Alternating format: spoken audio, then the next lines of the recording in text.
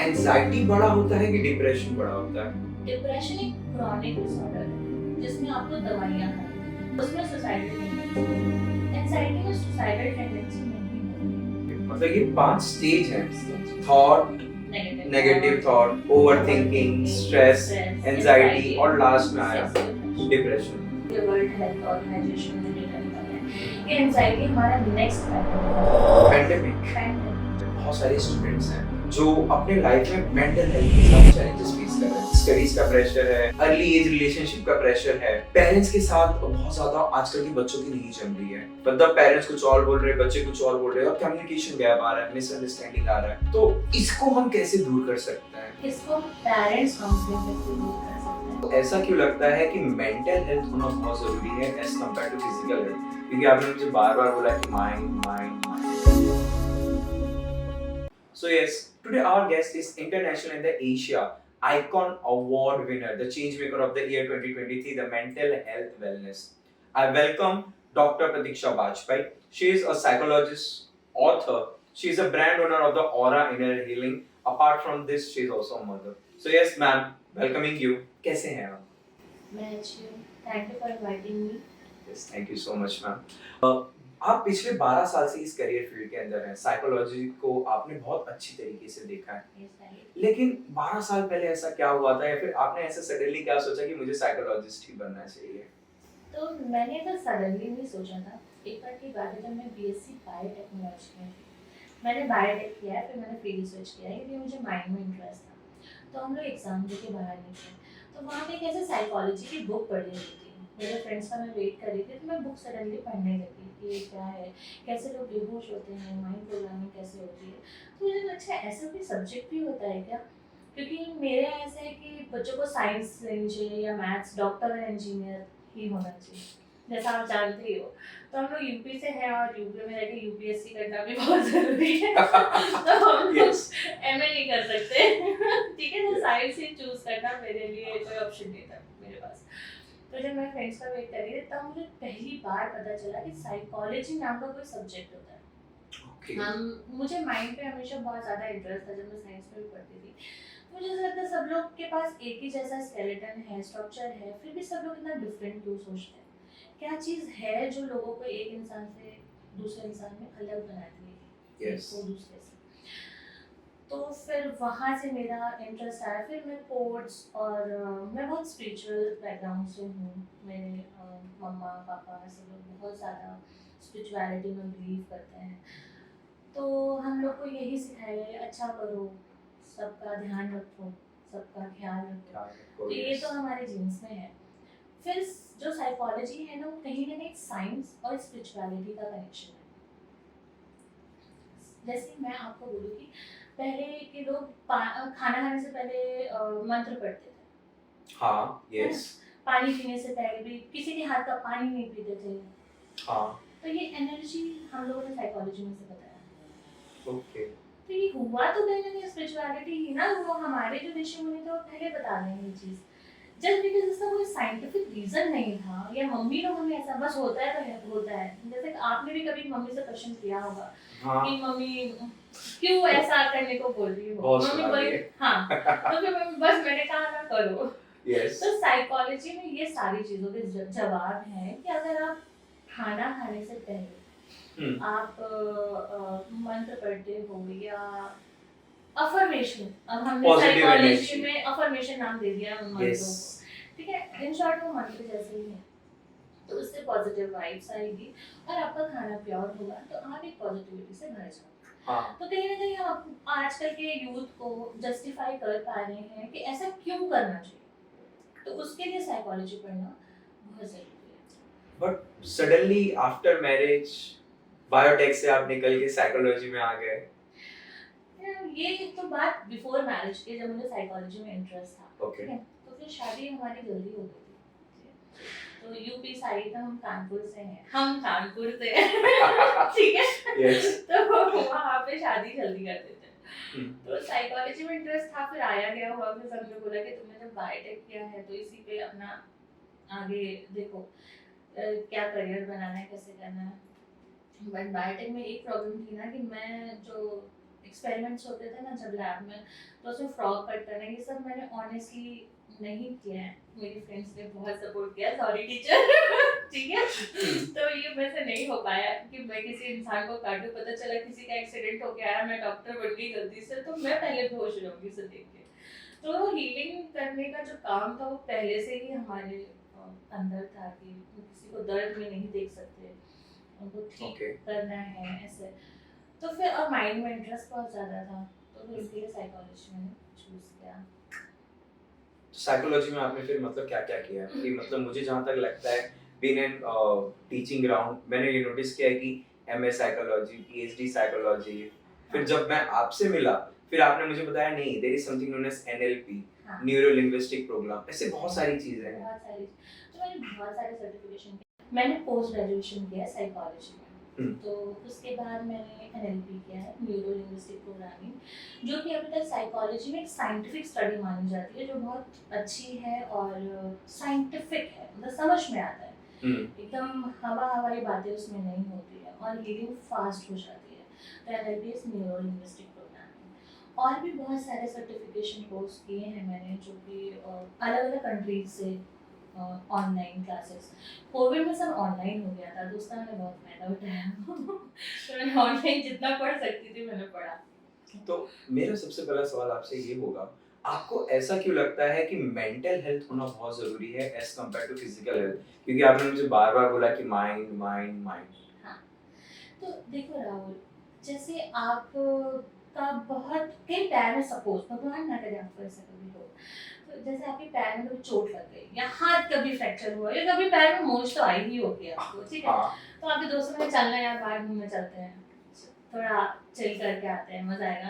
तो एक दो बार नहीं नहीं चोट लगी, वो जबरदस्ती ले गए और आप चले गए, बाहर जाके आपको थोड़ा अच्छा लगा, हाँ, हीलिंग फास्ट हुई, ऐसा लगा चलो Yes. थोड़ा घर में पड़े पड़े बोर हो रहे थे, तो आप चले गए। उस टाइम आपकी फिजिकल हेल्थ थोड़ी अफेक्टेड थी ना, हाँ, पैर में चोट थी, हाथ में चोट थी, या कुछ भी था, ठीक है। देखिए, तभी ऐसा सिनेरियो हो कि आपका मूड खराब है या फिर आपका मन नहीं है, किसी से झगड़ा हुआ है, इरिटेशन है या लाइफ में कुछ प्रॉब्लम है, मार्क्स कम आए हैं, किसी बात से आप बहुत सैड हो, Yes. पर आपके दोस्त बार बार इंसिस्ट कर रहे हैं कि चल ना राहुल बाहर चलते हैं, बाहर चलते हैं, तो आप जाओगे? नहीं, ऑफ कोर्स नहीं। कुछ ना कुछ बहाना बना दोगे कि नहीं आना है, तबीयत ठीक नहीं है, ऐसा वैसा, कुछ ना पेट भी खराब हो गया। पेट खराब हो गया, बेस्ट बहाना कि घर से बाहर निकल ही नहीं सकते, Yes. ठीक है। तो ये सारे बहाने फिर हम लोग दे देते हैं कि हाँ। हम किसी भी हाल में बाहर नहीं जा सकते हैं। तो यहाँ पे बताओ, फिजिकल हेल्थ खराब थी तो आप बाहर जाके सब सोशल चैलेंजेस फेस करने को रेडी थे, लेकिन अगर मेंटल हेल्थ खराब है तो आप दूसरा स्टेप ही नहीं ले रहे हो, बाहर जाना तो दूर की बात है, अब उठ के बाहर जाने का मन ही नहीं है। इसलिए बहुत बार आपने देखा होगा कि बहुत हाई सक्सेसफुल लोग, मैं नाम नहीं लूँगी, लेकिन आपने बहुत सारी हिस्ट्री देखी होगी हाँ, कि उन लोगों के पास पैसा है, नाम है, सब है, लेकिन उन्होंने फिर भी सुसाइड कर लिया। हाँ, यस। पिछले 4-5 साल में तो हमने बहुत सारे केसेस भी देखे, सेलिब्रिटीज। हाँ, सेलिब्रिटीज तक ऐसे कर लेते हैं। तो कहीं ना कहीं मेंटल हेल्थ ही उनकी अफेक्ट करती है, फिजिकली फिट तो वो है। तो फिजिकल हेल्थ इक्वली इम्पोर्टेंट है, मैं ये नहीं कह रही कि फिजिकल हेल्थ इम्पोर्टेंट नहीं है, लेकिन मेंटल हेल्थ भी इम्पोर्टेंट है। तो उसका ख्याल रखोगे तो शायद फिजिकल फिट होने का भी मन करेगा, या फिजिकली कुछ एक्टिविटी करने का, डांस करने का मन करेगा, तो सिर्फ फिजिकल फिट हो सकते हैं। इस मतलब अगर मूड अच्छा रहेगा तो सब अच्छा रहेगा। राइट। Okay, done. अभी जैसे कि अभी आपने बताया कि एग्जांपल दिया कि कुछ सेलिब्रिटीज हैं जो मेंटली क्या कर पाते थे, अपने आप को हील नहीं कर पाए या फिर ट्रीट नहीं कर पाए, तो उन्होंने सुसाइड अटेम्प्ट कर लिया। जहाँ पर मेरे पास एक डेटा है जहाँ पर इंडिया के अंदर, और अगर मैं ऐसा करूँ इंडिया ही नहीं वर्ल्ड के अंदर, हर साल 1,70,000 से 2 लाख लोग खाली मेंटल डिप्रेशन की वजह से सुसाइड कर रहे हैं, वो भी एज 15 से 49 वाले। रिसेंटली एक डेटा आया था कि इंडिया के अंदर राजस्थान में ही शायद से कोई एक स्कूल था जहाँ पर एक बच्ची 4th फ्लोर से सडनली गिर गई। अभी किसी ने कहा कि पैर स्लिप हुआ। जब मैंने वीडियो देखा तो she was trying to commit a suicide, जहाँ पर मैंने उस वीडियो पे देखा बहुत ज्यादा वायरल हुआ था स्कूल्स के अंदर। तो कहीं ना कहीं बच्चे लोग जो आजकल एंजाइटी या डिप्रेशन से जो शिकार हैं, आप उसके बारे में थोड़ा सा सिंपलीफाई कर सकते हैं? बिल्कुल। तो मैंने स्कूल में भी as a psychologist, school psychologist काम किया है, आईसीएसई स्कूल में। Okay. तो वहाँ पे बच्चे पता है कैसे आते हैं, 9th-10th के बच्चे ना पूरा अपना एंजाइटी चेकलिस्ट निकाल के गूगल में, कि मैंने गूगल में देखा मुझे 100% डिप्रेशन आया है, कौन सा टेस्ट ले लिया, सीरियसली ना बिलीव नहीं करोगे, एंजाइटी टेस्ट निकाल के 100% एंजाइटी आई है मैम, मुझे 100% डिप्रेशन आया है। तो उन बच्चों से मैं बोलना चाहूँगी कि अगर आपको ऐसा लगता है तो किसी पर्सनल मतलब ऑफिशियल पर्सन से कम्युनिकेट करो, स्कूल में भी काउंसलर्स होते हैं, उनसे बात करो पहले, अपने मन से टेस्ट मत लो। गूगल में सारी इंफॉर्मेशन सही नहीं है, गूगल में सब तरह की इंफॉर्मेशन है, बट टेस्ट वगैरह करना थोड़ा सा मतलब प्रॉब्लमेटिक होगा। ये आपने बोला कि एंजाइटी डिप्रेशन, हाँ, मुझे सिंपलीफाई कीजिएगा, एंजाइटी बड़ा होता है कि डिप्रेशन बड़ा होता है? डिप्रेशन एक क्रॉनिक डिसऑर्डर है जिसमें आपको दवाइयाँ खानी पड़ती हैं, ठीक है? मतलब अगर सुसाइडल सिंपल, टेंडेंसी? हाँ उसमें सुसाइडल टेंडेंसी होती है, ओके। एंजाइटी में सुसाइडल टेंडेंसी नहीं होती है, हम्म, ठीक है? बात कहाँ से शुरू होती है मैं वो भी बता दूं कि वहाँ आपको सुसाइड तक ना पहुँच, कोई भी ना पहुँचे सुसाइड तक, बचा सकते हैं उन्हें। बात शुरू होती है एक थॉट से, थॉट के बाद फिर आता है नेगेटिव थॉट, हाँ, पॉजिटिव नेगेटिव, यस, हाँ नेगेटिव थॉट के बाद होनी शुरू होती है ओवर थिंकिंग, हाँ, यस, ठीक है? ओवर थिंकिंग के बाद आता है स्ट्रेस, स्ट्रेस के बाद आती है एंजाइटी, ओके और एंजाइटी के बाद आता है डिप्रेशन। ओके, मतलब ये 5 स्टेज हैं, stages, thought, negative negative thought, over thinking, stress, anxiety और लास्ट में आया डिप्रेशन। तो यहाँ तक हम बात, अगर हम अपनी थॉट को ही प्योर रखें तो शायद हम वहाँ तक पहुँचेंगे नहीं। और जैसे ही नेगेटिव थॉट आ रहा है तो हम उसे पॉजिटिव में वहाँ पे कन्वर्ट कर सकते हैं। ओके, एक वहाँ से अगर आप थॉट तो आते ही रहते हैं ना, हाँ जी, आप अच्छा बता सकते हैं कि हमें दिन भर में कितने थॉट्स आते हैं ऑन एन एवरेज? मतलब सुबह उठने से लेकर रात के सोने तक, अगर मैं कहूँ तो कम से कम मुझे ऐसा लगता है दिन भर अगर मैंने बहुत सारे काम किए, ट्रैवलिंग की है, तो 40 से 50 थॉट तो आते ही हैं। 40 से 50 हज़ार थॉट आते हैं। 40 से 50 हजार थॉट्स आते हैं, राइट। कैसे?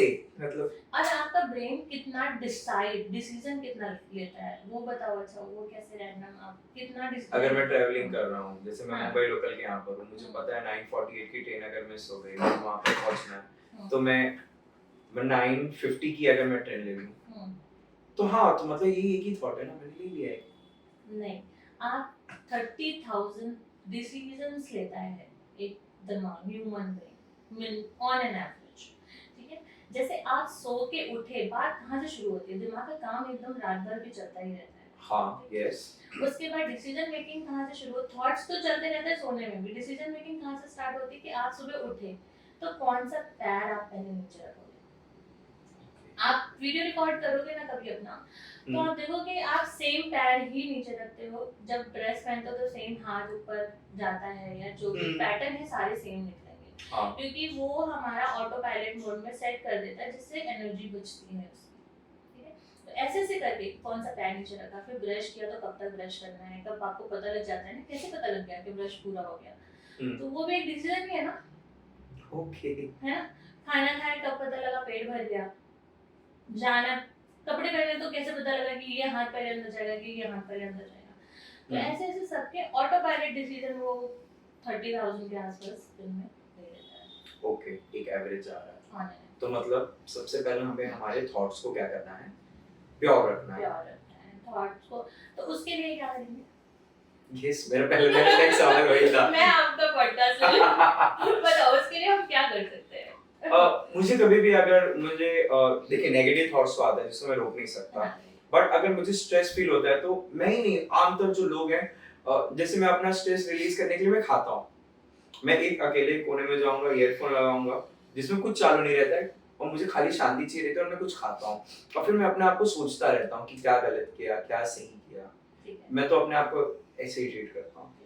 तो अगर हम, जैसे आप फिजिकल फूड, मतलब कि होता है मेंटल फूड, एक होता है फिजिकल फूड, ओके, तो हम लोग का आजकल के टाइम पे ना इंफॉर्मेशन ओवरलोड में हम सब चल रहे हैं, फॉर एग्जांपल रील्स, ओके, ठीक है?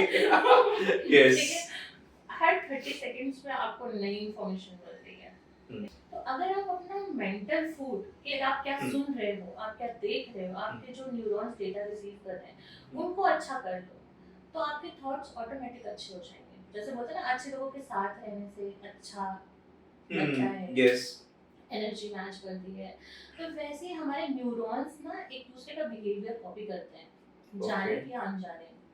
तो तभी बहुत मम्मी लोग बोलती थी ना, अच्छी संगत में रहो, बट Yes. जस्टिफाई नहीं कर पाई क्यों। Yes, ठीक है, yes. तो इसे साइकोलॉजी जस्टिफाई कर Yes. देता है, क्योंकि हमारे न्यूरॉन्स कॉपी Hmm. होते हैं, कॉपी करता है अनकॉन्शियसली, मतलब जानबूझ के नहीं। ऐसा जरूरी नहीं कि आप, जैसे मैं आपसे इन्फ्लुएंस हो गई या आप मुझसे इन्फ्लुएंस हो या कोई किसी से भी हुआ, तो हम लोग उनकी थोड़ी थोड़ी हैबिट अपनाने लगते हैं, या उसके जैसे हंसने लगेंगे या बोलने लगेंगे, बातचीत करने लगेंगे। Yes. ठीक है, जैसे हाँ. दोस्त लोग अगर थोड़े अलग कामों में बिजी हैं, पब वब जाने में, तो बोलेंगे चल ना तू भी चल, ले सिगरेट पिया तो एक तू भी पी ले, तो ये संगत ही तो है। तो हम 10 दिन अवॉइड करेंगे, 11 दिन लगेगा, अरे ट्राई करने में क्या जाता है। तो इसलिए हमारे मेंटल फूड्स और हमारा जो सराउंडिंग्स है, अगर हम उसे सही रखेंगे तो हमारे थॉट अच्छे हो जाएंगे, तो वहां तक जाने की नौबत नहीं आएगी। तो आपके कहने का मतलब ये है कि सारा प्रोसेस थॉट का है। Thought. अगर हमने थॉट को ही रोक दिया तो वो एंजाइटी और डिप्रेशन में convert Thought is just like a नहीं seed. होगा। सीड, अगर हमने सीड रोज का दिया है तो रोज निकलेगा, और अगर नीम का है तो नीम निकलेगा, वैसा कड़वा। So this is positive, this is negative. This is negative. And Okay. second, अगर फिर आता है कि अगर आप जैसे जिसमें पानी डाल रहे हो, फिर वो ग्रो होता जाता है। Yes. तो वो पॉजिटिव थॉट में पानी डालोगे तो पॉजिटिव थॉट ग्रो होगा, और नेगेटिव थॉट में पानी डालोगे तो नेगेटिव थॉट होगा। ऐसा हो मतलब जाता है। अगर मैंने और नेगेटिव थॉट को लिया तो स्ट्रेस के बाद एंजाइटी, एंजाइटी के बाद डिप्रेशन, ओवरथिंकिंग, फिर आप सोचना शुरू करोगे यार मैं सही कर रहा हूँ क्या, ये मतलब आप कुछ भी हो, उस पहले हमको लगने लगता है कि हम सही कर रहे हैं क्या, या सही भी कर रहे होता तो ओवरथिंकिंग थोड़ी सी आती है, थॉट प्रोसेस होता है।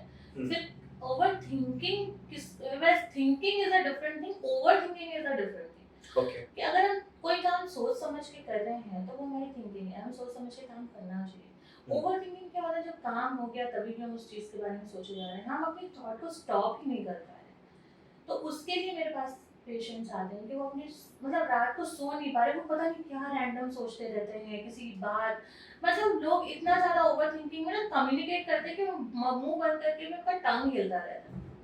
तो वैसे मैंने किया है। Yes. तो ऐसा होता है। तो वैसे फिर इधर क्या बात करें, तो उसको हम लोग डिस्कनेक्ट करना सिखाते हैं कि आप कैसे अपनी ओवर थिंकिंग को रोक सकते हैं। कोई केस डिप्रेशन पे? वैसे तो ना ऑफ कोर्स नहीं डिस्क्लोज नहीं कर सकते, डिप्रेशन पे, एंजाइटी पे रोज केसेस आते हैं। मतलब मुझे ऐसा लगता है कि आपने जैसा डेटा बताया ना, तो हमारा एंजाइटी, हमारे साइकोलॉजिस्ट, आप देखोगे वर्ल्ड हेल्थ ऑर्गेनाइजेशन ने डेटा निकाला है कि एंजाइटी हमारा नेक्स्ट पैंडेमिक होने वाला है। गूगल पे पैंडेमिक जैसे कोविड आया था उसका कोई इलाज नहीं था, हाँ। वैसे हमारा नेक्स्ट पैंडेमिक है एंजाइटी। अगर हमने ध्यान नहीं दिया तो उसका भी फिर इलाज मिल जाएगा, लेकिन मुश्किल होता है क्योंकि लोगों में एक्सेप्टेंस नहीं है ना, स्टिग्मा इतना बड़ा है कि साइकोलॉजिस्ट के पास तो सिर्फ पागल जाते हैं। Yes. ये है, ये इंडियन मेंटालिटी में है। मतलब लोग बोलते हैं, जैसे मैं बोलूँगी कि चलो थेरेपी करते हैं, मैम आप क्या कर दोगे थेरेपी में, उन्हें लगता है कहीं हिप्नोटाइज करके हम लोग पैसे नहीं ले लें उनके, ठीक है। ये सब पूछो, अरे ये सच में लोग मुझसे पूछते हैं कि क्या, और मैंने कहा भाई सीसीटीवी है यहाँ पे, आप सेफ हो और अपना सामान अपने पास ही रखो। हम लोग कुछ ऐसे मेडिटेशन जैसा कराने वाले हैं उसमें थेरेपी में, आपको ऐसा हम लोग कुछ हिप्नोसिस करके आपको पैसे वैसे नहीं लेंगे, ऐसा कुछ नहीं करेंगे। फिर उन्हें लगता है कि कहीं वो करंट वगैरह नहीं लगा दे। हाँ, जैसे मूवी में दिखाया जाता है पागल खाने में जा रहे हैं वोल्टेज का लगा दिया। तो उनको ऐसा लगता है कि कहीं ये लोग पता नहीं क्या करेंगे थेरेपी में, तो उनको पहले थेरेपी करने के लिए प्रिपेयर करना पड़ता है। और ये बात सिर्फ अनएजुकेटेड लोगों पे नहीं है, मतलब लोग जो आते हैं सच में साइकोलॉजिस्ट, साइकियाट्रिस्ट, क्लिनिकल साइकोलॉजिस्ट, कुछ अवेयरनेस नहीं है।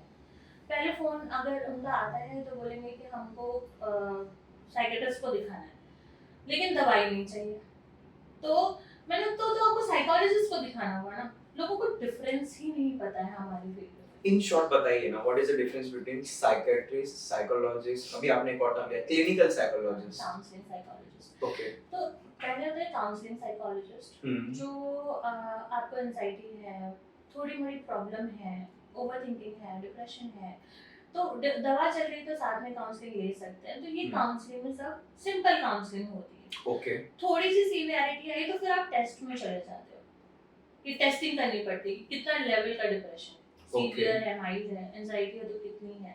वैसे डिप्रेशन में तो दवाई होने दो, सीवियर ही होता है। एंजाइटी में सीवियर है कि माइल्ड है, ठीक है। तो फिर टेस्टिंग करते हैं, तो वो क्लिनिकल साइकोलॉजिस्ट का काम होता है। टेस्ट रिपोर्ट बनाना, टेस्ट लेना, ये सारा। साइकियाट्रिस्ट दवा देता है, प्रिस्क्राइब करते हैं। तो हम लोग थेरेपी, लाइफस्टाइल प्रिस्क्राइब करते हैं कि आप ये मेडिटेशन करो, ये करो, ऐसा करो, ये सब थेरेपी करा दी, साइकोथेरेपी करा दी। लेकिन साइकियाट्रिस्ट मेडिसिन से लिखता है, तो जब प्रॉब्लम बहुत ज्यादा बढ़ चुकी है कि अब दवा ही लेना पड़ेगा, तो फिर वो साइकियाट्रिस्ट के पास जाता है। ओके। तो अगर किसी को साइकियाट्रिस्ट के पास जाना है तो या तो वो काउंसलिंग और क्लिनिकल साइकोलॉजिस्ट को कंसल्ट करे, क्योंकि दोनों ही काउंसलिंग करते हैं।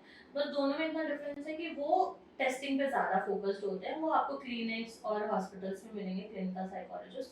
काउंसलिंग साइकोलॉजिस्ट के लिए बहुत वास्ट फील्ड रहती है, वो क्लिनिक में भी मिल सकता है, स्कूल में, कॉर्पोरेट्स में, कहीं भी मिल जाएगा। यस, आजकल भी स्कूल ने कंपलसरी किया है कि there should be a counsellor in the school. हाँ, तो अगर किसी को मेंटल हेल्थ से रिलेटेड कोई भी हेल्प चाहिए तो उन्हें पहले साइकोलॉजिस्ट से कंसल्ट करना चाहिए।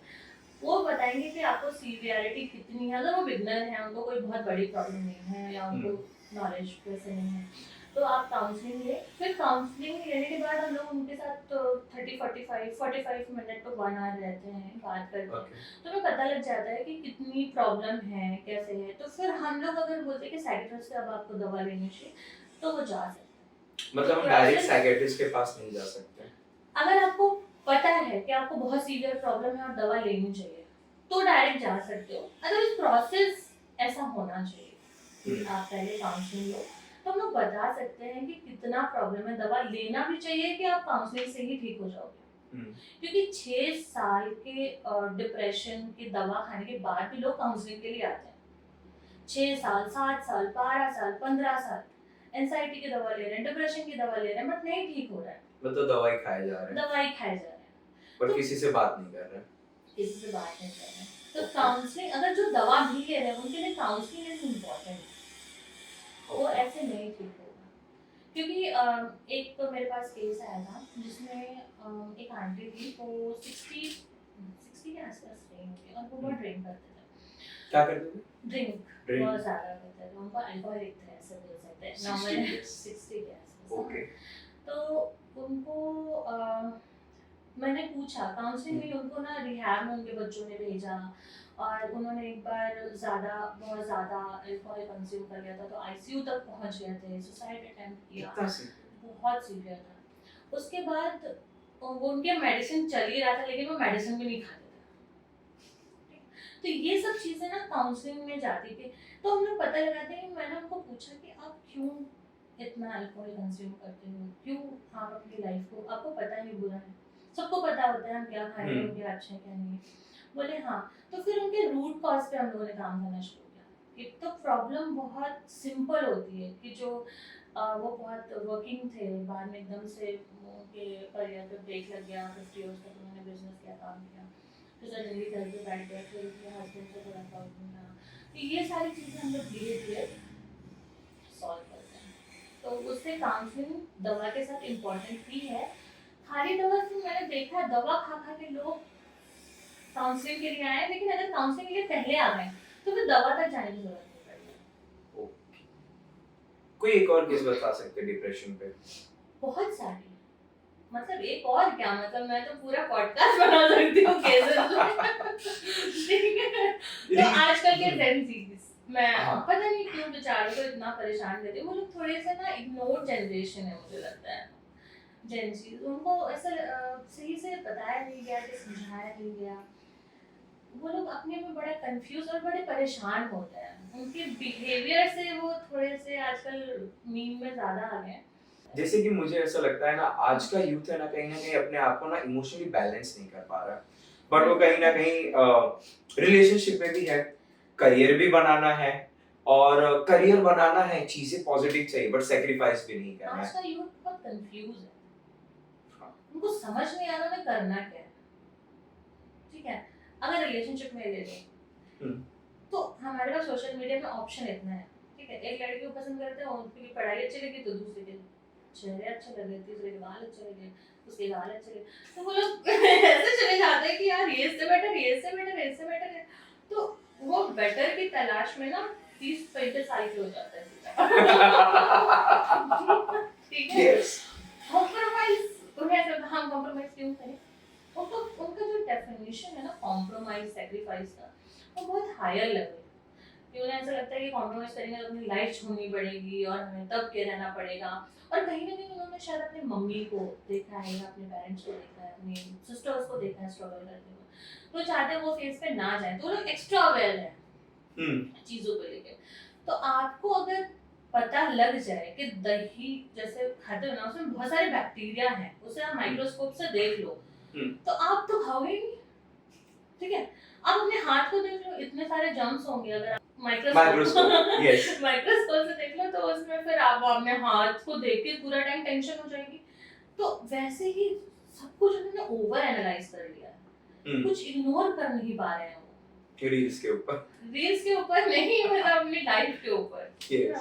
और उन्हें मतलब उनको जब समझने बैठो ना तो वो काफी सिंपल है, लेकिन कोई समझने वाला ही नहीं है, क्योंकि उन्होंने इतने टैब्स खोल रखे हैं अपने दिमाग के अंदर कि वो सब पे काम कैसे कर पाएंगे। और आपको ऐसे लोग बोलते हैं ना, लोग बहुत मल्टीटास्किंग है, तो कोई भी मल्टीटास्किंग नहीं होता है, वो एक टाइम पे एक काम पे ही फोकस कर रहा होता है।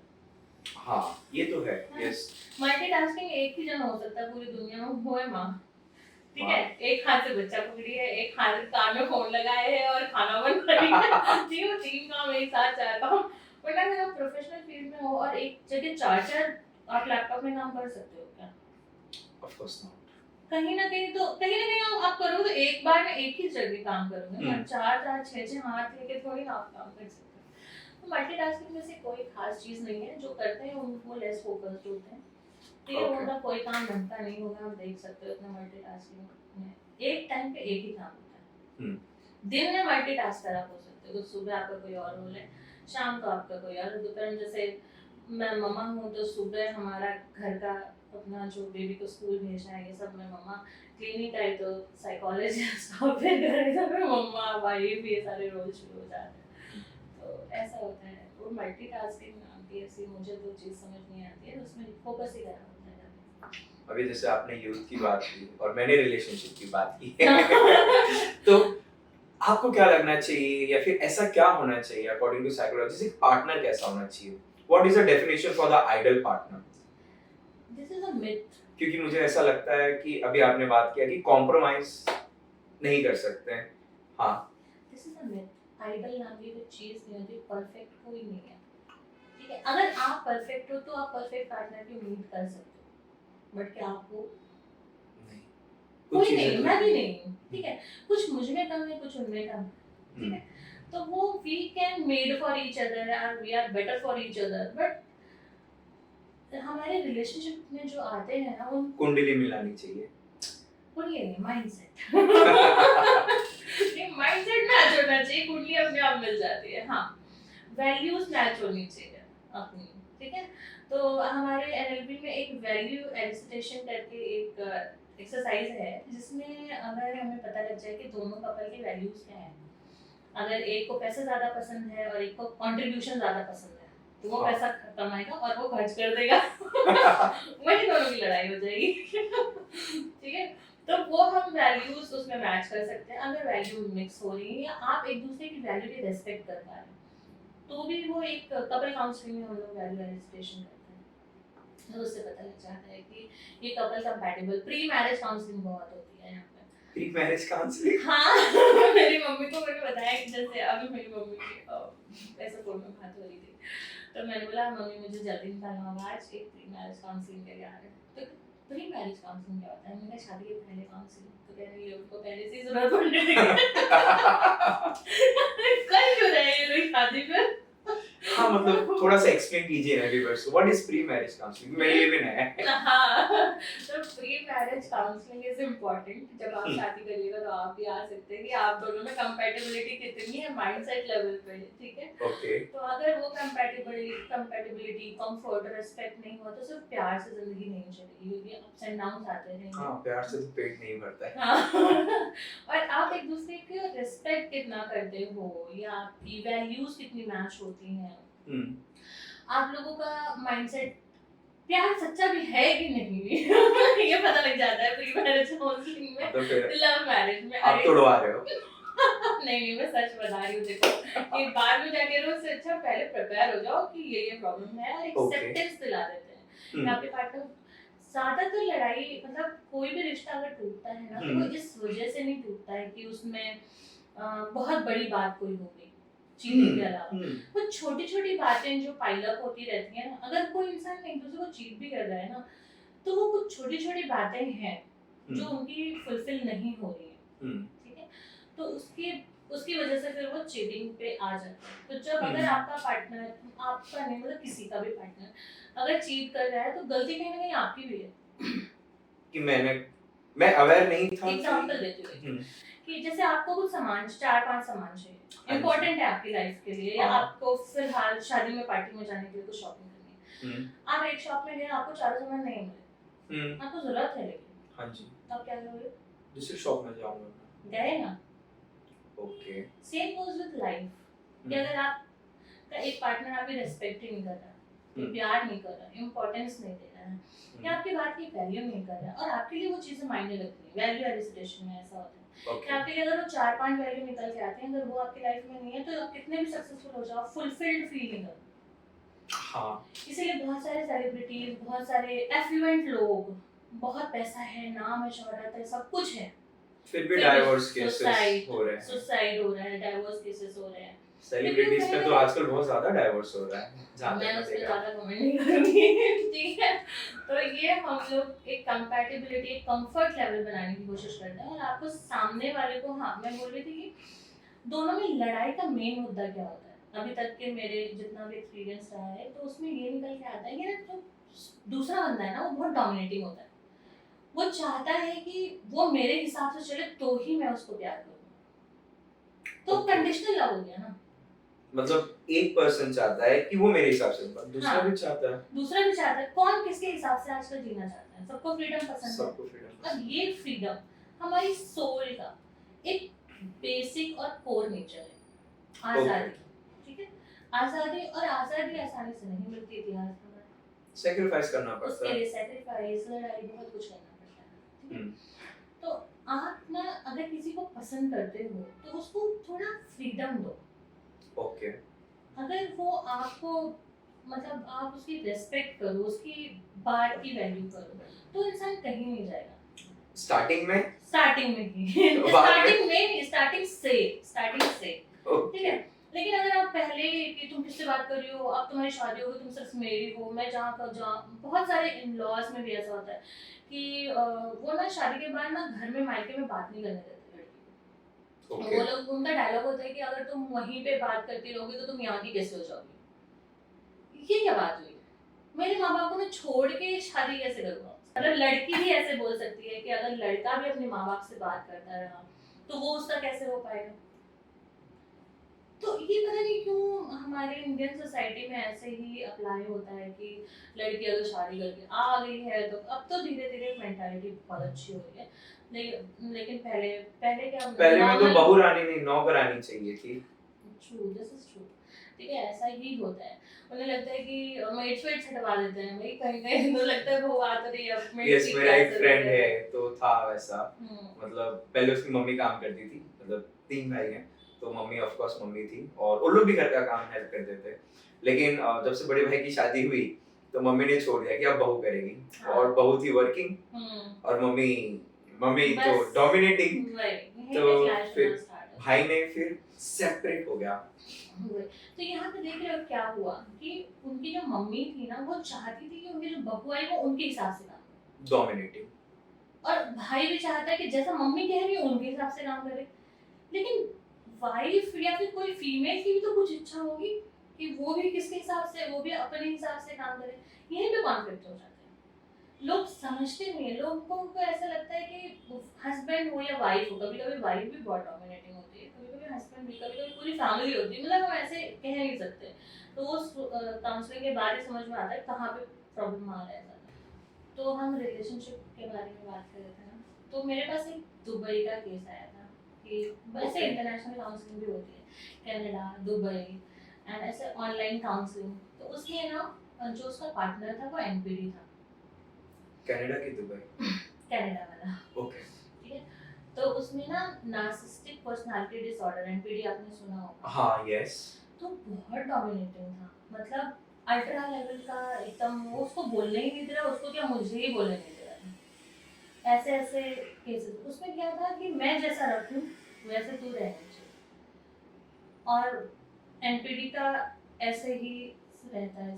जो उनके सिम्टम्स होते हैं एनपीडी के, एनपीटी थोड़ा सा एलैबोरेट कीजिए ना। Narcissistic personality disorder. आपने वो देखा है खिलजी, अलाउद्दीन खिलजी एक मूवी में था, हाँ जी, पद्मावत मूवी, यस। वो था NPD। मतलब एनपीडी में एक वो कनेक्टिंग न्यूरॉन्स ही नहीं होते जिससे वो एम्पैथी फील कर सके, कि आपको बहुत दर्द, दुख दर्द किसी का फील कर सके इन सिंपल ओके। लैंग्वेज। ठीक है, तो और उसमें ये होता है कि वो आपको कभी वो उसको अपनी गलती नहीं मानता है। मतलब मैंने जो किया वो हाँ, सही है। मैं ही सही हूँ हर हाल में, अहम ब्रह्मास्मि वाला सीन होता है हाँ, एनपीडी का। ब्रह्मास्त्र। ठीक है, एनपीडी कोई भी हो सकता है, आपका पार्टनर, पापा, मम्मा, कोई भी बच्चा, कुछ भी, कहीं भी कोई भी एनपीडी हो सकता है, ऐसा कोई उसका एज बार भी नहीं होता है। क्या क्या सिम्टम्स है, मतलब मैं कैसे पता करूं कि सामने वाला एनपीडी है? आजकल तो रील्स में रेड फ्लैग्स चल रहे हैं ना, वही है उनके सिम्टम्स। ठीक है, एनपीडी के। तो वो आपके एम्पैथी फील नहीं करेंगे, सिंपैथाइज नहीं होंगे आपकी प्रॉब्लम्स को लेके, और कभी कभी आपको ऐसी सिचुएशन में डाल देंगे कि आपको लगेगा कि मैं इसको छोड़ के जाऊं कि रहूं। तो जब आप छोड़ के जाने लगोगे उनको, तो वो बहुत ज़्यादा आपको लव बम्बार्डिंग करेंगे, कि बहुत प्यार कर देंगे वो, और उसके बाद जब आप फिर इमोशनल हो गए तो फिर वो सब फिर वापस से आपको मैनिपुलेट, क्रिटिसाइज, आपकी सेल्फ वर्थ एकदम खत्म कर देंगे, आप कुछ किसी काबिल ही नहीं हो ऐसा बना देंगे, आपका कॉन्फिडेंस स्लो कर देंगे, आपको जिनसे जिनसे पावर मिलती है, आपके घर वाले या फिर सबसे डिस्कनेक्ट कर देंगे, पावरलेस करके आप पे हुकूमत करना चाहते हैं वो, वैसे वाला सीन। और वो बहुत डेलिकेट सोच को ही पकड़ता है, एनपीडी लोगों का शिकार जो हो जाता है। तो इनसे तो सीरियसली दूर रहना चाहिए, मतलब इनसे इनको ठीक नहीं कर सकते आप कभी भी नहीं। कभी भी। इनमें न्यूरॉन्स ही नहीं होते वो सिंपैथी फील करने वाले। सपोज आपके 5 फिंगर्स में से एक अंगूठा नहीं तो आप नकली लगा सकते हो, बट इसमें तो नकली न्यूरॉन्स भी नहीं डाल सकते, तो वो ठीक नहीं हो पाएंगे। मतलब पर जैसे ना वो मुझे, काउंसलिंग के लिए आएंगे कभी, मतलब वो अपने आप को तो गलत फील ही नहीं करे तो गलत ही सीधी सी नहीं। बातें नहीं आएंगे तो वो। वो हर टाइम राजा मोड में रहते हैं कि वो राजा है और बाकी सब प्रजा है, उनको कैसे भी ट्रीट कर सकते हैं। और अगर आप जाने की कोशिश करो या कोई जाने की कोशिश करता है तो उसको वो फिर बहुत प्यार दिखाएंगे 2-4 दिन, मतलब प्यार भी एकदम नेक्स्ट लेवल, खूब सारा आपके लिए पैसे खर्च कर देंगे, आपको ऐसा लगेगा यार इतना तो प्यार करता है। बहुत सारे फीमेल्स को आपने शुरू सुना भी होगा कि पति कैसे भी करता है लेकिन प्यार तो करता है हाँ। ना। तो ऐसा किस तरीके का प्यार है भैया, मतलब आप अपने फीमेल्स को ऐसे डोमिनेट कर रहे हो, मार रहे हो, डांट रहे हो, और फिर जाने भी नहीं दे रहे हो, डिवोर्स भी नहीं देने दे रहे हो, और फिर और बाहर उनको रेपुटेशन का बहुत वो रहता है कि उनको कोई बुरा नहीं बोले, तो पूरा टाइम वो कैरेक्टर में ही रहता है। तो आप उनको देख के आप समझ नहीं पाओगे जल्दी, शुरू में तो बहुत चार्मिंग रहेंगे, बहुत अच्छे, एकदम पिक्चर परफेक्ट परफेक्ट लगेंगे, तो शुरू में उनको पहचानना बहुत मुश्किल हो जाएगा, जैसा आप कहोगे वैसा होगा। लेकिन एक बार फिर जब आप की फीलिंग्स डेवलप हो गई या आप उनसे बहुत ज़्यादा कनेक्ट हो गए, देन ही और she will start acting like that. Acting like that, मतलब मतलब not acting, not real face with award, वैसा वाला हो जाता है। एनपीडी दिखे तो भाग गए। हाँ, ये बहुत अच्छा होगा। और कभी कभी ऐसा होता है कि अब पापा ही किसी के एनपीडी हैं, केसेस आते हैं हमारे पास भी, तो कैसे भागे, तो फिर फैमिली थोड़ा में ही एक अलग, पर्सन है। हाँ, तो थोड़ा अलग रहो या फिर थोड़ा सा दूर रहना ही बेहतर है उनसे। अवॉइड करना ही बेहतर है, बाउंड्रीज मेंटेन कर सकते हो आप। उनको बाउंड्रीज से बहुत छोड़ो, जैसा हम कहें वैसा करो, आप बोलो नहीं हम नहीं कर सकते हैं, तो थोड़ा सा क्लियर बाउंड्रीज मेंटेन करके रखो, अपनी चीज़ें बता के रखो कि हम ये काम नहीं करेंगे या हम ऐसा नहीं करेंगे, तो वो थोड़ा बाउंड्रीज सेफ रख सकते हैं आपको, आपका सर्वाइवल थोड़ा इजी हो सकता है उनके साथ अगर आपके आसपास हैं। तो मैम जहाँ तक मेरा जो चैनल है वो यूथ से डेडिकेटेड है, बहुत सारे स्टूडेंट्स हैं जो अपने लाइफ में बहुत ज़्यादा मेंटल हेल्थ के साथ चैलेंजेस फेस कर रहे हैं। कहीं ना कहीं स्टडीज का प्रेशर है, अर्ली एज रिलेशनशिप का प्रेशर है, पेरेंट्स के साथ बहुत ज़्यादा आजकल के बच्चों की नहीं जम रही है, मतलब पेरेंट्स कुछ और बोल रहे हैं, बच्चे कुछ और बोल रहे हैं, और कम्युनिकेशन गैप आ रहा है, मिसअंडरस्टैंडिंग आ रहा है। तो इसको हम कैसे दूर कर सकते हैं? इसको हम पेरेंट्स काउंसलिंग के थ्रू दूर कर सकते हैं, क्योंकि बच्चों की काउंसलिंग हम ज़्यादा एक एज के बाद ही कर सकते हैं, लेकिन पेरेंट्स काउंसलिंग इज इम्पॉर्टेंट। मैंने बहुत बार देखा बच्चे तो समझदार है लेकिन पेरेंट्स की एक्सपेक्टेशंस बच्चों से बहुत ज़्यादा है, कंपैरिजन बहुत ज़्यादा है, वो ना चाहते हुए भी उन्हें कंपेयर कर रहे हैं, बोलते हैं नहीं हम कंपेयर नहीं करते, लेकिन देखो उसका बेटा ऐसा है, उसका ऐसा है, ऐसा हो जा रहा है। शर्मा जी का बेटा ऐसा है। हाँ, हो गए। और जो बहुत सारे कॉलेजेस में, इंजीनियरिंग कॉलेज में भी बच्चे सुसाइड अटेम्प्ट कर रहे हैं, ठीक है, कोटा। अब ऐसे मैं बोल नहीं सकती। तो आपने थ्री इडियट्स मूवी देखी हो, हाँ जी। ठीक है, उसमें भी ऐसा है कि बच्चों का इंजीनियरिंग करने का मन नहीं है, वो उसके कैपेबल नहीं है, वो नहीं करना चाहते हैं, बट मम्मी को नहीं, पेरेंट्स को है कि नहीं डॉक्टर बनो या इंजीनियर बनो। अब तो ये स्टिग्मा हटता जा रहा है, लेकिन अभी भी कहीं ना कहीं है कि अगर डॉक्टर का बेटा को ड्रम बजाना पसंद है या फिर डांस करना पसंद है तो उनको ऑकवर्ड लगने लगता है। मतलब अगर एजुकेटेड फैमिली में भी ये स्टिग्मा देखने को मिलता है अभी कि नहीं मैं डॉक्टर बनाऊं तुम डांस करोगे, तो बहुत कम पेरेंट्स अभी भी ओपन हैं जिसके लिए काउंसलिंग के लिए लोग आते हैं। तो मुझे, और वो बोलते हैं कि बच्चे की गलती है कि उसे ये पसंद है, उसको बोलो कि पढ़े। अब सबका राइट ब्रेन एक्टिव हो या लेफ्ट ब्रेन एक्टिव हो वो तो उसके हाथ में नहीं होता ना, बच्चे का तो ब्रेन डेवलपमेंट 5 साल तक हो जाता है। अच्छा ये बहुत अच्छी बात है पूछी कि स्टूडेंट में ना 5 साल तक ब्रेन डेवलपमेंट हो जाता है बच्चों। तो हम लोग सोचते हैं कि बच्चा अभी हम छोटा है, वो कुछ सुन नहीं रहा, देख नहीं रहा, लेकिन उस टाइम वो सीसीटीवी बना होता है पूरा। हाँ। और हम लोग उसको 5 साल के बाद ट्रेन करना चाहते हैं, स्टोर करवाना शुरू करते हैं, स्कूल एंड हाँ स्कूल एंड ऑल। तो मुझे लगता है अगर आपको बच्चे को साइंटिस्ट बनाने का है तो उसको 5 साल तक ऐसे ऐसे एक्टिविटी करो, उसके सामने कराओ या उसको ऐसी चीजें दिखाओ जिससे वो उस चीजों को अडॉप्ट करे और उनमें वो इंटरेस्ट डेवलप होना शुरू हो जाए। लेकिन वो तो अभी तो बच्चा छोटा है, वो छोटा नहीं है, उसका ब्रेन पूरा डेवलपमेंट मोड पे है। 5 साल तक अगर आपका जैसे वर्किंग पेरेंट्स होते हैं बेचारों को बाहर जाना पड़ता है, तो अगर 5 साल तक कनेक्शन बिल्ड नहीं हुआ पेरेंट और बेबी का, अगर वो 24-24 घंटे या 2-2 दिन बाहर है, कभी कभी तो नैनीज बच्चे हैंडल कर रही हैं, पेरेंट्स के पास टाइम भी नहीं है, तो फिर उनमें ना एक क्या बोलते हैं बॉन्ड क्रिएट नहीं हो पाता इतना अच्छा। बाद में उसे कवर अप कर सकते हैं टाइम देके, लेकिन 5 साल में आपने जो बच्चे को सिखा दिया है या जो बच्चे को दिखाया है या जो बच्चे को दिखाया, तो 5 साल बाद आप सडनली देखते हो ना कि बच्चा एक ऑकवर्ड वर्ड बोलने लगा है, कुछ ऐसा। ये तो पेरेंट्स बहुत बार आपने कहते थे ये तो हमने सिखाया नहीं इसको, ये पता नहीं कहाँ से सीख गया है, तो कहीं से तो सीखा है ना, सीसीटीवी तो था, वो आपने कभी बोला होगा, ध्यान नहीं दिया होगा कि बच्चा सुन रहा है। तो 5 साल तक बच्चों को बहुत ख्याल रखना पड़ता है, और हम लोग 5 साल के बाद ख्याल रखना शुरू करते हैं कि अभी छोटा है करके उसके सामने झगड़ा कर लेते हैं पेरेंट्स। और ये सारी बातें लोगों को पता भी नहीं है क्योंकि हमारे स्कूल में ये एजुकेशन नहीं है। और मुझे तो ऐसा लगता है कि स्कूल में लाइफ साइकिल ऑफ बटरफ्लाईज पढ़ा रहे हैं। हाँ, A for Apple. Life cycle of butterfly पढ़ रहे हैं हमारे 5th-6th क्लास के बच्चे, Yes. थर्ड से ही है, थर्ड से। हाँ ICSE में थर्ड से ही है। तो क्या मतलब है, मतलब हमें अपनी लाइफ साइकिल का पता नहीं है। अभी मीरा रोड में एक केस हुआ था कि 13 साल के बच्चे ने सुसाइड कमिट कर लिया था क्योंकि उसका हेयर कट प्रॉपर नहीं है।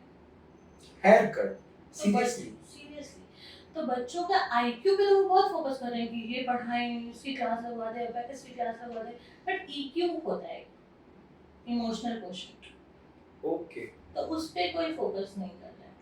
अगर बच्चा 2 मिनट समझ जाता है, रुक जाता है, गुस्सा नहीं करता, या फिर उसको थोड़ा शांति से समझाया जाता, या वो समझ पाता, 13 साल का बच्चा बहुत छोटा नहीं होता आजकल, बड़ी Yes. नॉलेज होती है 13 साल के बच्चों को, है ना? बहुत बहुत तो वही तो मुझे ऐसा लगता है कि इमोशनल क्वेश्चन अगर उनका बढ़ाया जाए हम्म, तो बच्चों को लाइफ साइकिल अपनी संभालने में आसानी होगी। अभी जैसे कि आपने कहा कि बहुत सारी चीजें हैं, स्टिग्मा है, उसके लिए क्या कर सकते हैं हम? तो बच्चों का इमोशनल क्वेश्चन पढ़ाने की बात कर रहे हैं आप। यस। तो इमोशनल क्वेश्चन पढ़ाने के लिए मैंने एक बुक लिखी है माइंड लैब, जो इंडिया की फर्स्ट साइकोलॉजिकल एक्टिविटी बुक है, जिससे बच्चों का इमोशनल क्वेश्चन बढ़ेगा। और वो बच्चों के लिए नहीं है, बहुत लोग बड़े होके भी अपना जो टैलेंट है वो अनलॉक नहीं कर पाते हैं। हाँ। और बहुत यस। लोगों को लेट रियलाइज होता है, यार ये तो मैं बड़ी बड़ी आसानी से कर सकता था। हाँ जी। तो वो आप ना वो बुक को जब फिल करोगे तो उसमें बहुत सारे काउंसलिंग सेशंस हैं, जो कि अगर किसी को समझ नहीं आ रहा है कि काउंसलिंग के लिए कहाँ जाएं, क्या करें, क्या डिफरेंस है, वो सारी चीज़ें उसमें मेंशन है। ओके। उसमें मंडाला आर्ट भी है, जैसे आपको पढ़ने का मन नहीं है आज ना एक्टिविटी करने का मन है तो कलरिंग करो। तो मंडाला इज थेरेप्यूटिक कलरिंग, आपने सुना होगा। तो मंडाला आर्ट उसमें है तो आप कलर भी कर सकते हैं। तो उसमें बहुत सारी एक्टिविटीज हैं जो आप कर सकते हो, पढ़ सकते हो, ड्राइंग कर सकते हो, स्केच कर सकते हो, अपने आप को खुद को जान सकते हो, अपने इमोशंस को समझ सकते हो और अपने इमोशंस को लिख सकते हो। जर्नलिंग के भी काम आता है, जैसे ओवर थिंकिंग हो रही है तो जर्नलिंग सजेस्ट करते हैं। तो उसमें राइट लेटर टू योरसेल्फ वाला एक सीन है। खुद को लेटर लिखा है आपने कभी?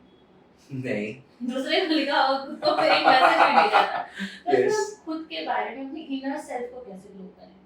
तो इंडिया की वो पहली बुक है the mind lab. The mind lab, जो आपको बहुत चीज़ें सीखने में, समझने में हेल्प करेगी, खुद को समझने में बेसिकली हेल्प करेगी। ओके।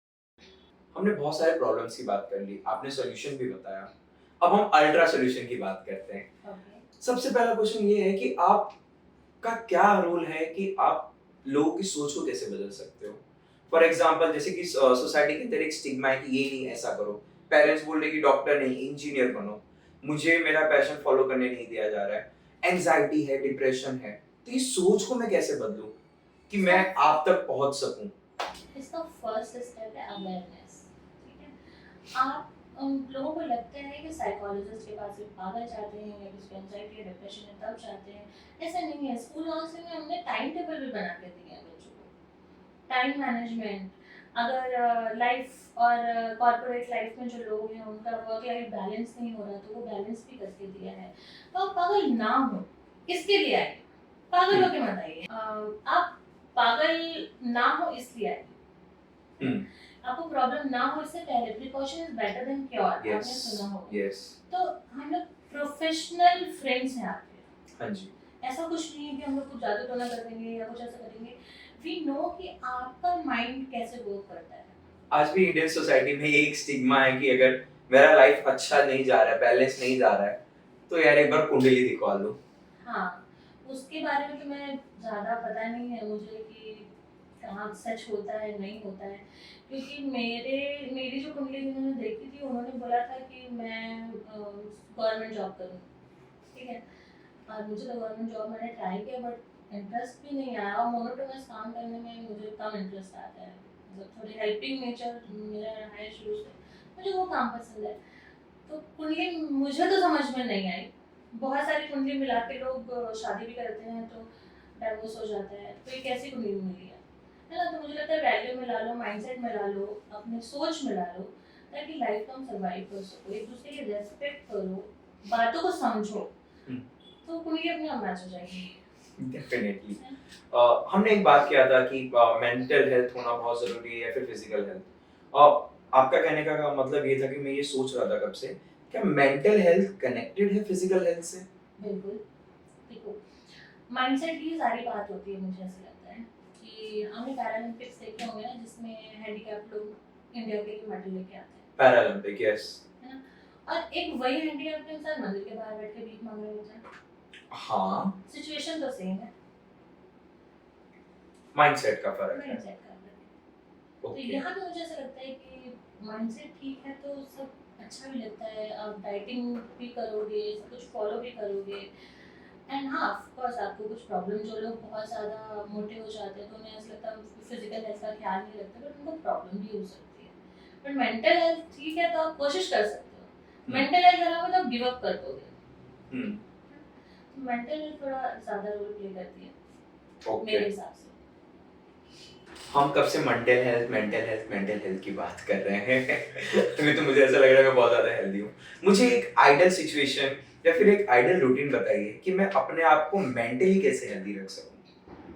तो मेंटल फूड अच्छे से रखिए तो मेंटल हेल्थ अच्छी हो जाएगी। मैंने मेंटल फूड के बारे में बात करी थी ना आपसे कि आप जो डेटा एनवायरनमेंट से ले रहे हैं, जो बातचीत जिससे कर रहे हैं, और आपका सराउंडिंग कैसा है, आप क्या देख रहे हैं, क्या सुन रहे हैं, क्या सोच रहे हैं, वो सारी चीज़ें अच्छी होंगी तो मेंटल हेल्थ अच्छी हो जाएगी।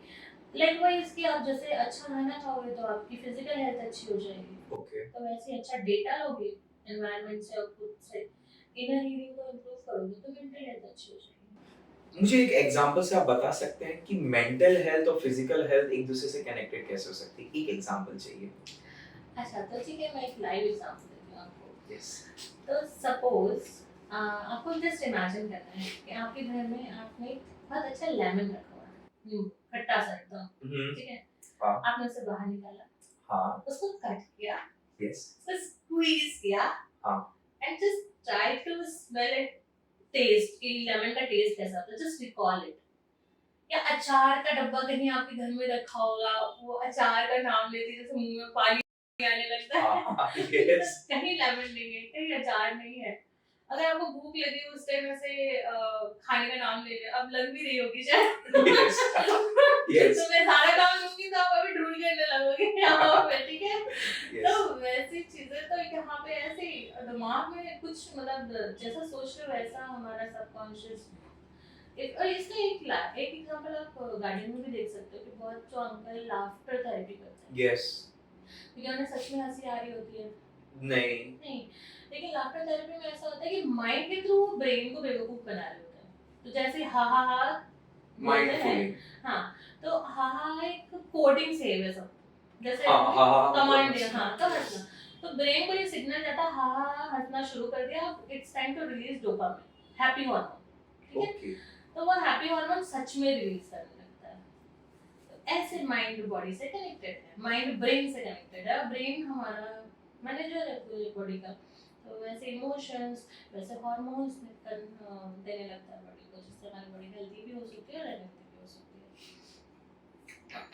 है। एक मेरा पर्सनल और फेवरेट क्वेश्चन है, क्रिटिसिज्म को हम कैसे फेस करें साइकोलॉजिकली। और जहाँ पर बहुत ज़्यादा आजकल मैं देख रहा हूँ कि लोगों को अपना बुरा सुनना अच्छा नहीं लग रहा है। दूसरी चीज़ कहीं ना कहीं रिश्ते टूट जा रहे हैं, कहीं ना कहीं हम किसी ना किसी से झगड़ा कर ले रहे बहुत हैं, जल्दी लोग ऑफेंड हो जाते हैं। ऑफेंड हो जा रहे हैं, या फिर इतनी फास्ट जो आजकल जो लाइफ चल रही है उसमें लोग ऑफेंड होकर आपसे रिश्ता तोड़ ले रहे हैं। गर्लफ्रेंड बॉयफ्रेंड के बीच में झगड़ा हुआ तो ब्लॉकिंग चालू हो गया, दोस्त के बीच में झगड़ा हो गया तो एक दूसरे से दूर हट जा रहे हैं, पेरेंट्स से झगड़ा हो गया तो हम घर छोड़ के भाग जा रहे हैं, वर्क प्लेस को हम कभी ना कभी ऑफेंड होके हम जॉब छोड़ दे रहे हैं। How to face. तो जैसे मैंने बताया आजकल के लोगों में एक्सेप्टेंस कम है ना, इसलिए ऑफेंड भी हो जाते हैं। तो मैं उसको एक एग्जांपल के साथ बताती हूँ आपको कि सपोज एक लड़की है बहुत सुंदर सी, ठीक है, उसने बहुत शॉर्ट ड्रेस पहन रखा है, ओके ठीक है। एक इंसान उसको देख के बोलेगा वाह कितनी अच्छी है, कितना अच्छा फैशन किया हुआ है, कितने अच्छे ड्रेस पहना हुआ है। दूसरा कोई आंटी हुई या किसी ने भी देख लिया जिससे ऐसा माइंडसेट हुआ कि देखो कैसे कपड़े पहने हैं, कितना बेकार है, छोटा कपड़ा पहन रही है, शरीर दिखा रही है, ऐसा कर रही है।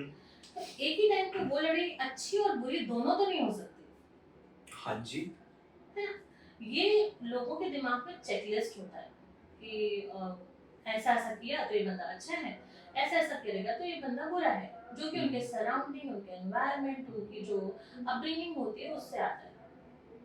ओके तो क्रिटिसिज्म को लोग पर्सनल ले लेते हैं, उन्हें लगता है वो उनके बारे में बात कर रहे हैं कि मैं ऐसी लग रही हूँ। तो जैसे पार्टी में आप कोई ड्रेस पहन के गया हो अच्छी सी, कोई किसी ने आपकी तारीफ की, किसी ने बुराई की, तो जिसने बुराई की उसकी पसंद भी तो खराब हो सकती है ना। यस तो हम ऐसा क्यों सोचते हैं उसने हमें बुरा बोल दिया, हम ऐसा भी सोच सकते हैं कि तुम्हारी पसंद भी खराब हो सकती है माइट बी यस ठीक है। तो जब डेफिनेटली कोई क्रिटिसाइज करता है तो कुछ नहीं कर रहा है, या सेम गोज विद एप्रिशिएशन, ठीक है। तो जब कोई क्रिटिसाइज करता है तो बुरा नहीं मानने का, क्योंकि वो सिर्फ अपनी चेकलिस्ट बता रहा होता है कि तुमने ऐसे किया है, मेरी चेकलिस्ट में ये बुरे की कैटेगरी में है इसलिए तुम बुरे लग रहे हो, ये अच्छे की कैटेगरी में है इसलिए अच्छे लग रहे हो, ठीक है, तो ये उस चीज के बारे में या उस सामान के बारे में या उस इंसान के बारे में बात नहीं हो रही होती है, वो इंसान अपना माइंडसेट बता रहा होता है कि हमें ऐसा लगता है कि ऐसा है। अब इसलिए अपने लाइफ, लोग तो भगवान को भी बुरा बोल देते हैं यार, तो हम लोग तो इंसान हैं, याद रहना चाहिए। Yes. तो मैम आज के लिए तो ये हो गया। Let's start with something new, a rapid fire question. तो मैं आपसे कुछ क्वेश्चन दूंगा जहां पर आपको एक वर्ड, दो वर्ड के अंदर आपको उसका आंसर देना और आपको उसको एलिब्रेट करना है। मेरा सबसे पहला क्वेश्चन आपसे ये होगा, मेडिटेशन और कॉफी। मेडिटेशन। कॉफी आपको थोड़े टाइम तक जगा के रख सकती है कि आपको नींद आ रही है या लो फील हो रहा है, एंड मेडिटेशन करोगे तो आपकी माइंड क्लियर हो जाएगा और काफी बेनिफिट है मेडिटेशन। अच्छा हाँ, मेडिटेशन को लेके एक मिथ है, लोगों को लगता है कि मेडिटेशन ऐसे बैठो तब जाके ऐसे शांत बैठो, तो ऐसा नहीं है। ठीक है, मेडिटेशन आप चलते फिरते भी कर सकते हो। मेडिटेशन छोटे छोटे भी होते हैं जो हम लोग अपनी काउंसलिंग में बताते हैं। चलते फिरते, हाँ, चलते फिरते वो मैं काउंसलिंग में बताऊंगी। चलेगा डेफिनेटली। तो मेडिटेशन के लिए हम ना एक छोटा मेडिटेशन आप सबके, आपके जो व्यूअर्स हैं उनको देखे जाते हैं, ब्राह्मरी। ब्राह्मरी ये दुनिया का सबसे छोटा, सबसे सिंपल मेडिटेशन है जो चलते Okay. फिरते नहीं होगा, लेकिन हाँ बैठे बैठे आपको करना पड़ेगा। ओके। इसमें आपकी बैकबोन स्ट्रेट हो, आप एक्चुअली बैठ जाइए, आपको कान बंद करनी है, कान बंद करना है, ऐसा लाइक अ हमिंग साउंड होता है बीज जैसा। Okay. As long as you can stretch your breath, तो उतना आपको ऐसा बोलना है जिससे आपका एंगर इश्यूज, जिनको बहुत गुस्सा आता है, वो कम हो जाएगा। ब्राह्मरी के बहुत अनगिनत फायदे हैं। आपका फोकस बढ़ता है, आपके ब्रेन में ब्लड सर्कुलेशन अच्छा होता है, आपको थोड़ा शांत लगता है, अच्छा फील होता है। तो ब्राह्मरी के अभी तो सब गूगल करेंगे तो आप ब्राह्मरी के आप अनगिनत फायदे देख सकते हैं गूगल में। चलेगा। सेकंड क्वेश्चन मेरा ये है, गुड स्लीप और good food. Both are important. मतलब गुड स्लीप, बट फर्स्ट पूछो, देखो बॉडी सोते टाइम रिस्टोर करती है पूरी सारी चीजें। ओके। नींद में क्या होता है, हमारी बॉडी का सपोज रियल लाइफ एग्जांपल से अगर बात करें तो ऑपरेशन चल रहा होता है। जब हमारी बॉडी रेस्ट मोड में होती है तो एक डॉक्टर्स आते हैं, सेल्फ हीलिंग इनिशिएट करते हैं आपका सब चीज़। जैसे दिन भर में कोई टिश्यू डैमेज हुआ, आप अगर ऐसे भी जोर से करेंगे तो यहाँ पे थोड़ा टिश्यू डैमेज हो जाता है। छोटी छोटी हीलिंग होती है जो हमें पता भी नहीं लगती, तो रात को हीलिंग होती है। ओके। अगर नींद अच्छे से नहीं हुई तो आपका डाइजेशन अच्छा नहीं होगा, डाइजेशन अच्छा होगा नहीं होगा तो आपको खाने का ही मन नहीं करेगा। हाँ। तो गुड फूड क्या, पहले गुड स्लीप। ओके। तो लोग गुड फूड पे बहुत फोकस है। अगर आपको 7 से 8 घंटे की नींद इज वेरी इंपॉर्टेंट। 7.5 आवर, तो 8 घंटे की नींद अगर आप ले रहे हो तो स्लीप तो बहुत बड़ा टॉपिक है, हम नेक्स्ट टाइम बात करेंगे। चलेगा मैम। जो फोर्थ क्वेश्चन है, after marriage yes, couple counselling की सोलो काउंसलिंग? बोथ। ठीक है, समटाइम्स कपल काउंसलिंग 4 पार्ट में डिवाइड होती है। पहले Okay. कपल साथ में आते हैं, ओके। फिर सोलो काउंसलिंग होती है उनकी, हस्बैंड की अलग, वाइफ की अलग, वाइफ की अलग, और फिर कपल काउंसलिंग। लेकिन चलिए मान लीजिए मेरा शादी हो चुका है, मेरे वाइफ के और मेरे बीच में कुछ झगड़ा चल रहा है, हम दोनों आपस में बैठ के सॉर्ट कर लेते हैं, मतलब हमने चीजों को क्लियर किया और हमने आपसे एक सेशन ले लिया, फर्स्ट सेशन कपल काउंसलिंग, फिर सोलो काउंसलिंग क्यों? समटाइम्स ऐसा होता है कि you can't discuss malaria with mosquito, ठीक है? ओके। तो आपको हमसे डिस्कस करना पड़ता है। ओके। इसलिए कपल काउंसलिंग में सोलो काउंसलिंग भी इम्पोर्टेंट होती है कि कभी ऐसा होता है ना कि कुछ बातें हैं जो हमें बुरी लग रही है बट हम उनको हर्ट नहीं करना चाहते, ओके। तो पर्सनली बताना पड़ता है हमें। तो माइंडसेट समझने के लिए उनका माइंडसेट क्या है, वाइफ का माइंडसेट क्या है, फिर उनको मिक्स एंड मैच करके सॉल्यूशन क्या है उस पर हम लोग काम करते हैं। Okay, thank you. Self talk की sharing with friends? Both. Self talk से हमारा कॉन्फिडेंस पे बहुत असर पड़ता है। सेल्फ टॉक हमारी खराब होती है इसलिए कॉन्फिडेंस खराब होता है। तो सेल्फ टॉक एक बहुत मेजर रोल प्ले करता है, क्योंकि हमारे स्कूल में घर में सबसे बातें करना तो सिखाया गया है। जैसे मम्मी बोलती बड़ों से कैसे बात करनी है, टीचर से कैसे बात करनी है, लेकिन खुद से कैसे बात करनी है ये कोई नहीं सिखाता है। और लाइफ में हम सबसे ज्यादा किससे बात करते हैं? खुद से। और वही नहीं सिखाया जाता। ये हमारी सोसाइटी में एजुकेशन में प्रॉब्लम है कि क्या है पता नहीं, ये सब चीजें गैप में आती हैं कि जो हमारे बारे में क्यों नहीं पढ़ाया जा रहा है। ये सिर्फ एक सब्जेक्ट ही क्यों है, ये तो बेसिक होना चाहिए। ह्यूमन बॉडी की बात करते हैं बट ह्यूमन माइंड की बात कोई नहीं कर रहा है। तो वो माइंड एक टैबू टॉपिक है। ऐसा लगता है कुछ हम प्राइवेट पार्ट्स के बारे में बात करें और इसको एंजाइटी हो गई, ऐसा हो जाता है, अरे डिप्रेशन, कोई एक दूसरे को बताता भी नहीं कि हम डिप्रेशन, इतना खुल के कोई बता नहीं पाता है। Yes. उसके लिए Yes. शाहरुख खान की मूवी भी आई थी डियर जिंदगी, जिसमें उन्होंने काउंसलिंग के लिए बहुत चीजें बताई थी। थोड़ा थोड़ा अभी स्टिग्मा कम हो रहा है, बट अभी टाइम लगेगा बहुत, मुझे ऐसा लगता है। Last और but शेयरिंग विद फ्रेंड्स जैसा वो भी इम्पोर्टेंट है, बट शेयरिंग विद फ्रेंड्स के साथ share with official friends, counsellor. अच्छा समटाइम्स Okay. ऐसा होता है कि आप प्रॉब्लम में हो तो आपके हाँ। फ्रेंड्स ना आपको ऐसे एडवाइस देंगे जिससे प्रॉब्लम बढ़ जाती है। ठीक है, तो जो काउंसलर होंगे वो ऑफिशियल फ्रेंड जैसे होते हैं आपके, वो ऐसी सलाह तो नहीं देंगे कि प्रॉब्लम बढ़ जाए, ये तो गारंटीड होता है। कम ही होगी, मतलब एक सर्टिफाइड एक सर्टिफाइड होना चाहिए। Train. Last but not the least, emotionally कौन ज्यादा स्ट्रांग होता है, मेल या फीमेल? दोनों ही होते हैं, लेकिन मैं बोलूंगी कि फीमेल्स। बायस नहीं है आप फीमेल बोल के? ठीक है। ठीक है। वैसे तो हमारी सोसाइटी में ऐसे बोलते हैं कि मेल ज्यादा इमोशनली स्ट्रांग होते हैं क्योंकि वो चीजों को ज्यादा हैंडल करते हैं, बात ठीक है। वो मेल्स तो होते ही हैं, बट फीमेल्स भी कहना बहुत मुश्किल है मेरे लिए कि समटाइम्स मेल ज्यादा स्ट्रांग रोल प्ले करते हैं, जैसे कभी किसी की डेथ हो गई या कुछ हो गया तो वहाँ पे इमोशनल बहुत हो जाती हैं फीमेल्स, और कभी कुछ Yes. ऐसी इमोशनल सिचुएशन आ जाती है तो वो फीमेल्स बहुत अच्छे से खुद को हैंडल करके एक नया रोल प्ले कर लेती हैं। तो वो दोनों ही depends upon situation and person to person mindset, बहुत सारी चीजें होती हैं। Okay, so yes, thank you so much ma'am. आज हमने बहुत ज्यादा प्रॉब्लम्स के बारे में भी बात किया, सोल्यूशन के बारे में भी बात किया, हमें कुछ अल्ट्रा सॉल्यूशंस भी मिले आपसे, छोटी छोटी बट चीजें भी हमने डिस्कस की हैं, छोटी छोटी बट मोटी, रैपिड फायर के अंदर। So yes, thank you so much for awareing me and my viewers. And thank you so much to you for inviting me. आप बहुत अच्छा काम कर रहे हैं, यूथ के माइंडसेट को चेंज करने की कोशिश कर रहे हैं, एंड मुझे ऐसा लगता है माइंडसेट चेंज करना बहुत बड़ा काम है। Yes. है ना? तो जैसे कोई चिंता चिता के समान होती है, हमारे यहाँ बोलते हैं ना, तो आप Yes. किसी की टेंशन अगर इस पॉडकास्ट से Yes. दूर कर पाए तो बहुत अच्छा होगा। मुझे भी बहुत अच्छा लगेगा कि मेरे थ्रू कुछ काम हुआ, थैंक्स टू यू कि आपने पूरा चैनल बनाया और आप इतना बड़ा काम करने की एक जिम्मेदारी ली है। Thank you so much, ma'am. ma'am. Yes.